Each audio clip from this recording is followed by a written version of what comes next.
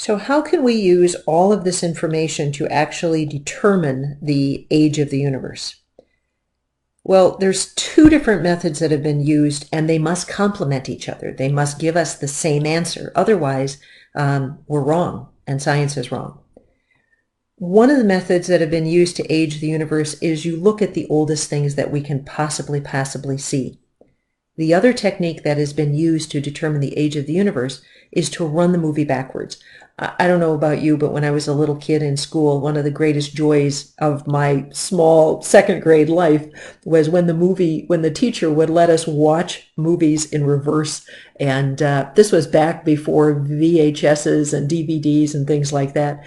And we could watch people walk backwards and eat backwards, and it was weird, and I loved it. But that's the same sort of concept. If we know what's going on today, let's run this all backwards and see where we came from.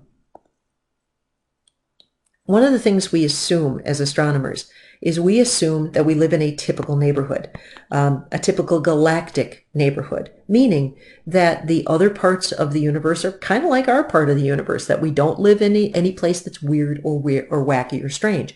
And that kind of agrees with what we see when we look out into space.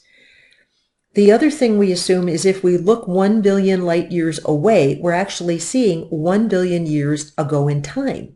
So that from our position, the further away we look, we are actually seeing further back in time. So it allows us to see an earlier baby picture of the entire universe.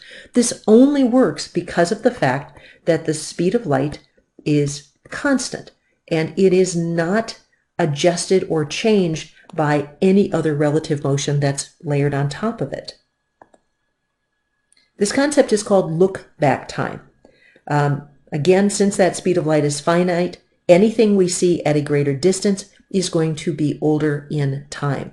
So from our observation point here, looking back, the further away in distance, the further away in time. Now, using that technique, the oldest things that we can see are very primordial globular clusters.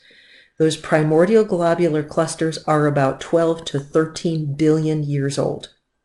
If they existed, we could see things that were 14 billion years old, but we don't see them. So the logical conclusion is that somewhere out there, if we can see things that are 13 billion years old, the universe has got to be between 13 and 14 billion years ago it was created.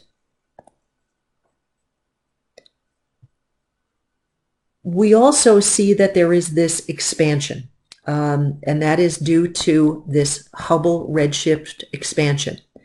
If we run this movie backwards, we will actually see that at some point in time, if everything is speeding away, then everything was connected at one small point. And that small point led to, or was the beginnings of the universe, which is called the Big Bang. And we'll spend a lot of time talking about the Big Bang later. But for the moment, let's do this. Let's stop, watch a little video with Sir Stephen Hawking and talking about the expanding universe.